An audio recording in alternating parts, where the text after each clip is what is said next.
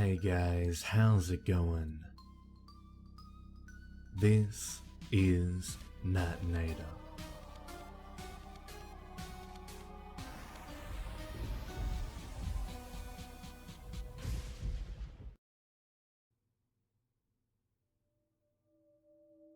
The Red Cross had been aggressive in the previous few weeks.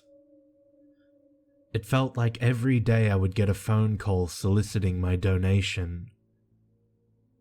That was my punishment for surrendering my contact information at my job's blood drive. Truth was, an hour off work was far more alluring than the prospect of helping out or making a difference, as they put it. Karma is ruthless. I answered the first time, not recognizing the number. They always have a unique way of making you feel guilty before they ask, "Thank you for your last donation. The blood you gave saved 3 lives."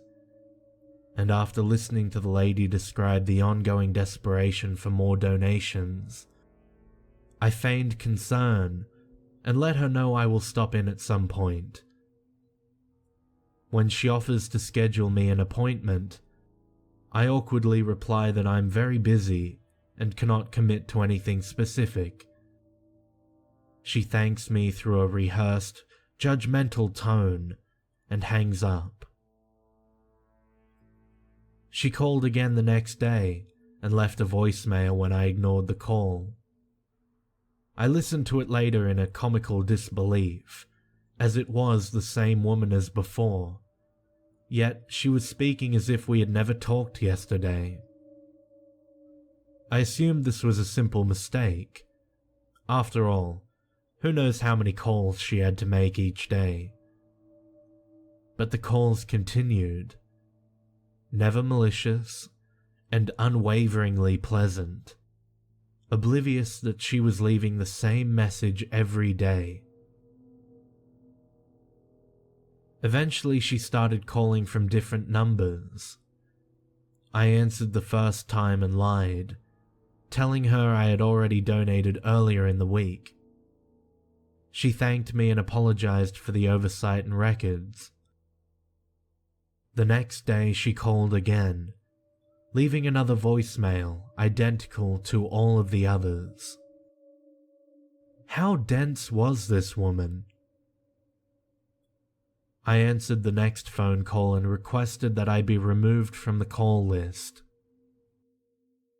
After a momentary sound of fingers tapping on keys, she informed me that my name was out of their database and apologized for the inconvenience. But the calls did not stop. Once a day, around the same time, and never from the same phone number, it became routine to simply ignore the call and delete the message without listening to it.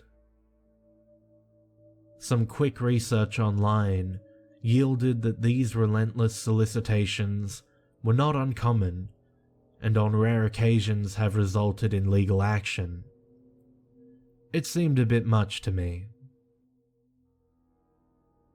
I had gone on for some time before I stumbled upon the emails.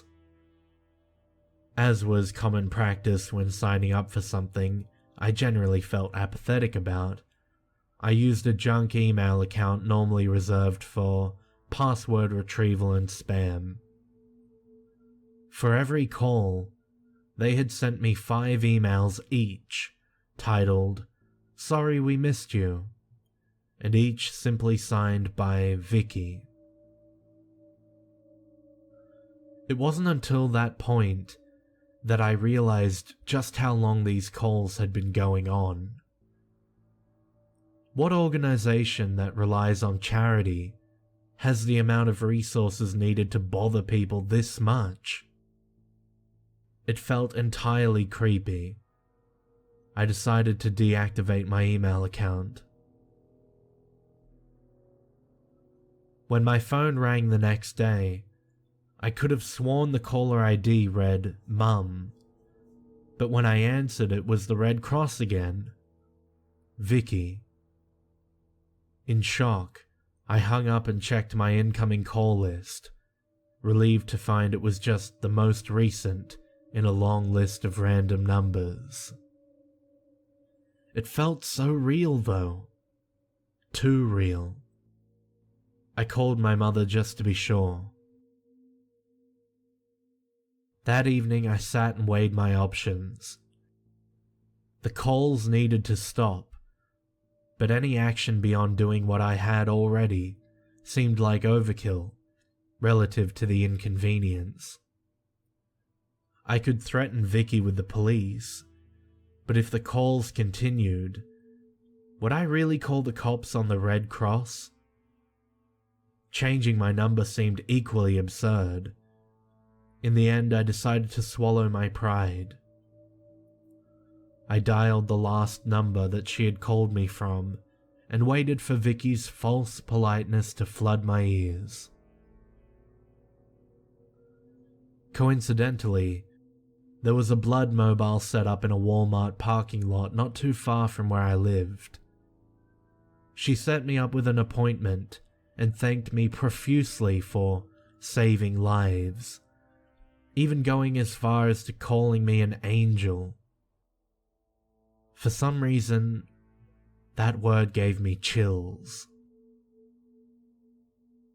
Even if going only made the calls go away for a few months, it was worth it. It would at least afford me some sanity so I could find a more permanent solution. As I pulled into the parking lot, I glanced down at my watch. I had arrived 15 minutes early, as if going to a job interview. I had demanded to be the first appointment, which, to my dismay, had been 7 in the morning. As a consequence, the lot was horrendously abandoned. I parked my car and made my way to the front door of the bus. It looked identical to the one I had been in before. It could have even been the same one. Before I could knock, the door folded open and a short, chubby man with glasses popped his head out. 7?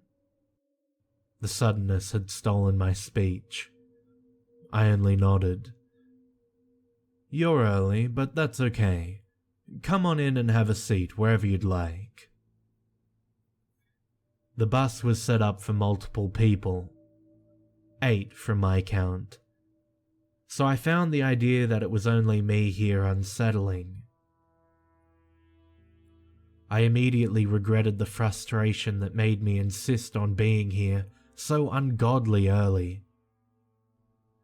As soon as I sat down, the man reached around me and strapped me to the seat. I shot him an uneasy glance, which he responded to with an awful nasally laugh. It's to keep you from falling out if you pass out. You know, safety precaution. Is this new? I don't remember this at all.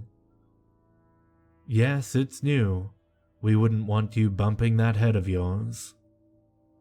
The man was mostly concealed behind a white lab coat. He wore a visor that reminded me of one a banker might wear in those old westerns. Whenever he leaned in too close, you could smell something awful. Once he laughed, I could see why. Had the man ever brushed his teeth? He swabbed my arm with alcohol and swiftly inserted the needle. I watched as my blood worked its way down the tube below my chair. Then something occurred to me. Don't you need information from me? Like, if I have any tattoos or if I've traveled to Africa or something? What if I'm not healthy enough to give? With men your age, we don't worry too much after testing the first time. I'll get all of your information afterwards. Something didn't seem right with that. Did he forget and was covering his tracks? I rested my head back and let it go. Why make something out of nothing? I felt fine. After a couple minutes, he came back over and adjusted something underneath my seat. As he stood up, he noticed the scar on my other arm. "What happened to your arm?" "Biking accident when I was really young." He focused on it for a moment, as if taking in every detail. Finally, he responded, "Oh, that's too bad. Too bad." The man continued to pace the aisle, occasionally stopping to do something under my chair. Eventually, I started to feel nauseous. How long had it been? I looked down for my watch and it was missing. Had I taken it off? Did I forget it today? I frantically retraced my steps, unable to come to a definite conclusion. Had he taken it? I couldn't just accuse him of swiping a $10 watch. I asked him for the time, and he shrugged, saying he wasn't sure. I felt so tired. He knelt down again, and this time I craned my neck to see what he was doing. I watched in horror as I realized what was happening.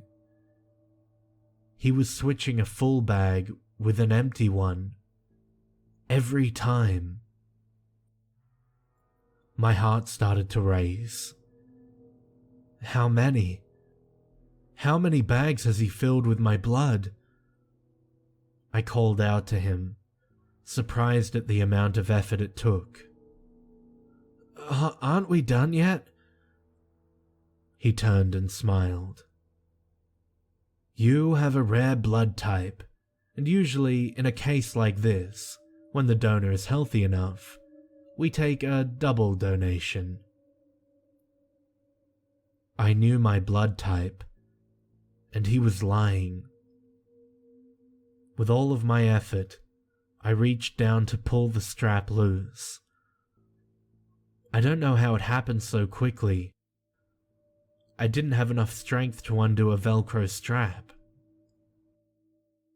He watched me struggle for a moment before walking over to me and seizing my other arm. I screamed, but it didn't make him hesitate for a second. "We need to get some fluids in you.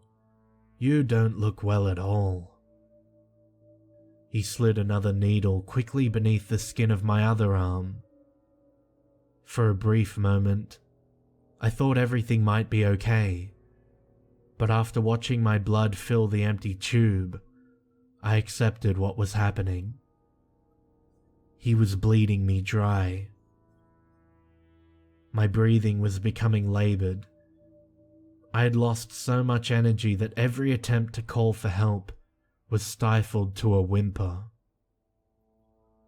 Finally, I begged through a whisper, "Please, please don't do this."